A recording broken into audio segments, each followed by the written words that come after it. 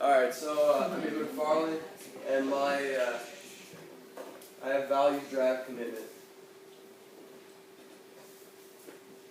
And so first I want to start off by defining both values and commitment. So our first definition for values is a person's principles or standards of behavior.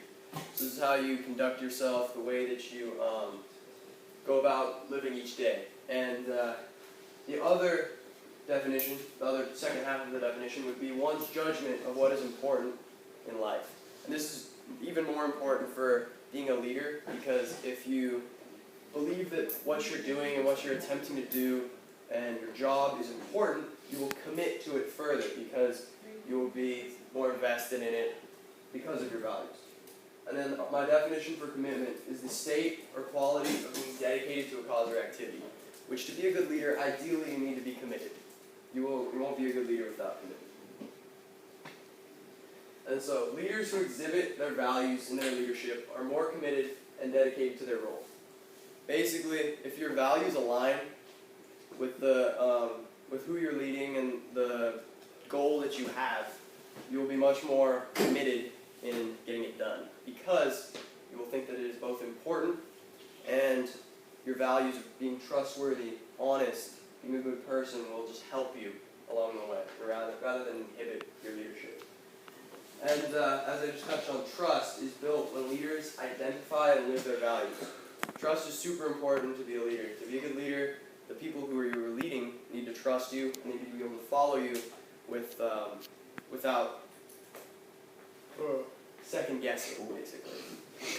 And then third, commitment and trust enable the leader to inspire those who he or she is directing. So basically, again, if your followers, the people that you are leading, do not trust you, recognize that you are committed just as much as they are to the cause, they will not follow you. So values apply to LSL, obviously.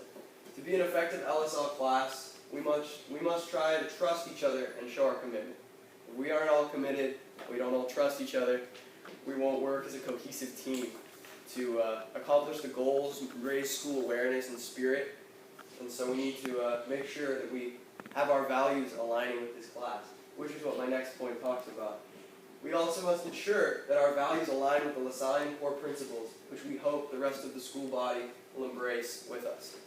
So I have the picture of the 5 LaSalle core principles, and this is what our school, we think it's very important about these five principles. And we hope that the rest of the student body will live these LaSalle core principles. But first, to do that, we must live them ourselves and set an example to raise school spirit and to just be a better LaSalle community.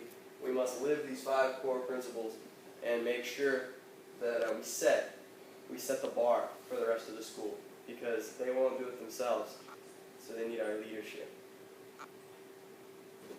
That's all.